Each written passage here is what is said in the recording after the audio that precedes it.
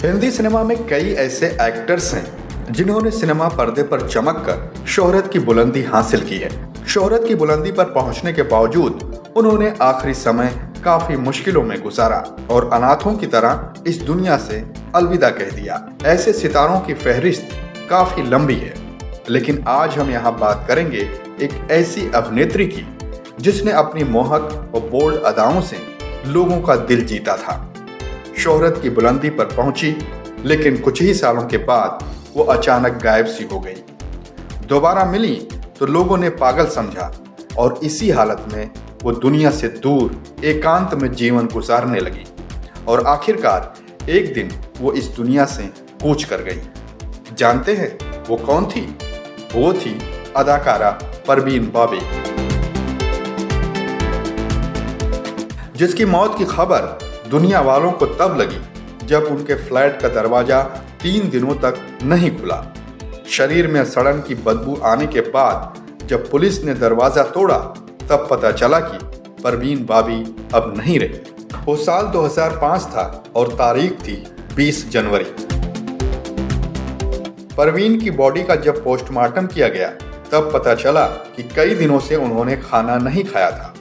उम्मीद यही जताई कि भूख से तड़पकर इस अभिनेत्री की मौत हुई होगी। इस तरह मुफलिसी में एक ऐसी अभिनेत्री का अंत हुआ जो 70 और 80 के दशक की सिनेमा की क्वीन थी। 1973 में बी आर इशारा की फिल्म चरित्र से परवीन बॉबी ने फिल्मों में अपने करियर की शुरुआत की। फिल्म तो नहीं चली, लेकिन परवीन की बोल्ड अदाएं लोगों को खूब पसंद आई। परवीन के पास फिल्मों की कोई कमी नहीं रही। 1974 में रिलीज हुई फिल्म मजबूर में परवीन अमिताभ बच्चन के अपोजिट नजर आई। फिल्म कामयाब रही और यहीं से उनकी जोड़ी अमिताभ बच्चन के साथ कई फिल्मों में बनी, जिसमें दीवार, अमर अकबर एंथोनी, सुहाग, काला पत्थर, शान, कालिया और नमक हलाल जैसी फिल्में शामिल हैं, जो उस समय की बेहद ही सफलतम फिल्में रही हैं। इन फिल्मों की कामयाबी ने परवीन बॉबी को स्टार बना दिया था। उनके चाहने वालों की कोई कमी नहीं थी। इस बीच उनका दिल डैनी पर आ गया। कहते हैं 4 सालों तक डैनी के साथ परवीन डेट करती रही, लेकिन बाद में उनसे ब्रेकअप हो गया। डैनी से ब्रेकअप के बाद परवीन को कबीर बेदी में प्यार नजर आया। कबीर बेदी से भी परवीन की लव स्टोरी ज्यादा नहीं चली। इसके बाद महेश भट्ट परवीन की जिंदगी में आए और दोनों कई सालों तक एक साथ रहे, पर लगता है कि परवीन के नसीब में किसी का प्यार हमेशा के लिए नहीं था। महेश भट्ट से भी परवीन अलग हो गई, लेकिन इससे पहले वो पैरानोइड सिजोफ्रेनिया नाम की लाइलाज बीमारी से ग्रसित हो गई। इस बीमारी में ऐसा लगता है कि लोग उन्हें नुकसान पहुंचाने की कोशिश कर रहे हैं। कई फिल्मों के सेट पर शूटिंग के समय परवीन ने अपने को एक्टरों पर मारने की कोशिश का आरोप लगाया। वो अमिताभ बच्चन पर शान फिल्म की शूटिंग के दौरान भी आरोप लगा चुकी थी कि अमिताभ बच्चन उन्हें मारना चाहते हैं। इतना ही नहीं, वो बिल क्लिंटन, प्रिंस चार्ल्स को भी अपना दुश्मन मानती थी। हालांकि महेश भट्ट ने परवीन के इलाज की बहुत कोशिशें की।